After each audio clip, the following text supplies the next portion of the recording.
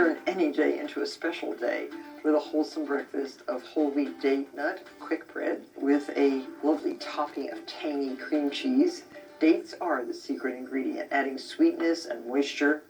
Plus, you may not realize that they are higher in potassium than bananas, and they're also fat-free and sodium-free. So start with your dates, 1 cup of dates that are pitted, and then coarsely chopped. What I'm doing is just kind of slicing the dates first, and then cutting them crosswise into approximately a 1/4 inch dice. Takes a little bit of work, and put these into 1½ cups of hot water. This will be our liquid, and it's nice to have pieces that are still identifiable, so don't chop in a food processor. You'll get more of a paste if you do that.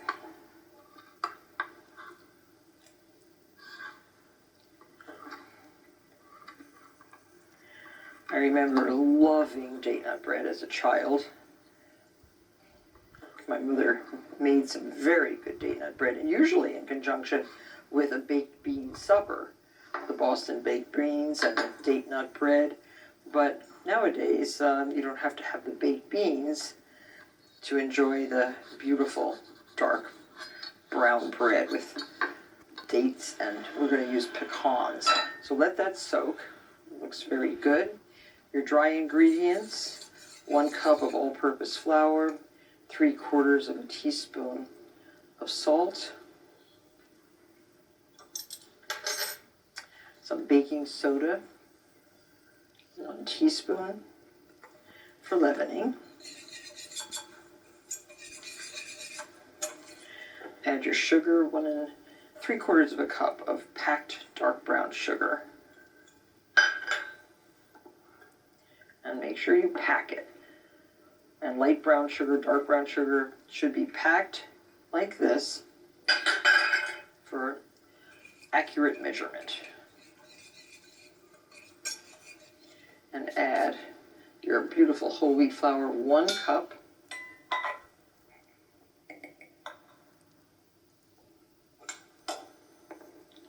Add that to your dry ingredients. And notice I have the pan, a loaf pan, already prepared, brushed with a flavorless oil, lined with a sheet of parchment paper, and then oil again.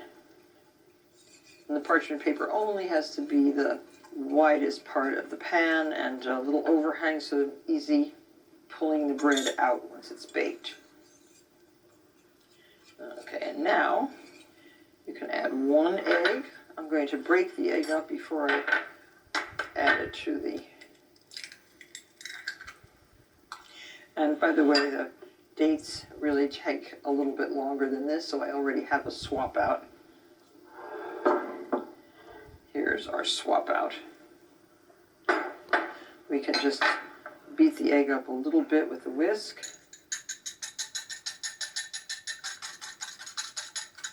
And add that to the dates and date water. Add 1 teaspoon of the best vanilla. And 2 tablespoons of safflower oil. This will help make the whole mixture nice and moist.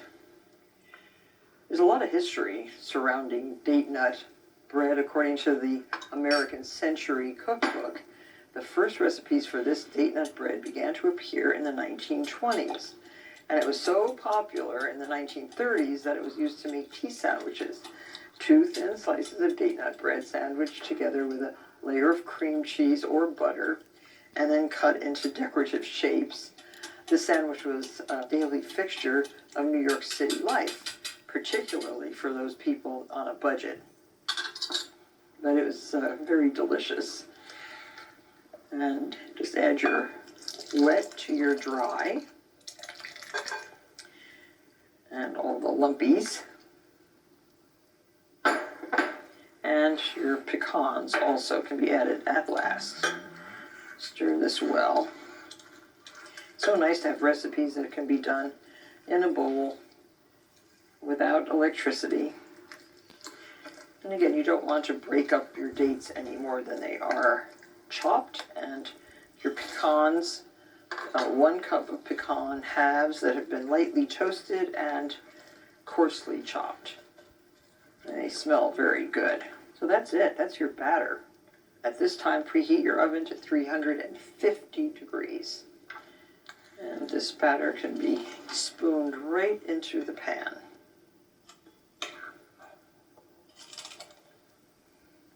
I remember many of the early recipes call for baking this bread in buttered and parchment lined or brown paper lined used coffee cans. And when it slides out of the coffee can, it's those nice ridges on it. So get this right into your 350 degree oven and bake until a tester inserted in the center of the loaf comes out clean. 65 minutes. Set your timer. So once your bread is baked, let it cool in the pan on a wire rack for about 20 minutes. Turn it out and let it cool completely. If this is well wrapped, it will stay at room temperature for up to 3 days, and in the refrigerator even longer than that. And to serve, slice about 1/4 inch thick. You can see the beautiful texture inside. Use a serrated knife to slice. Serve like that with a little bit of good cream cheese on top.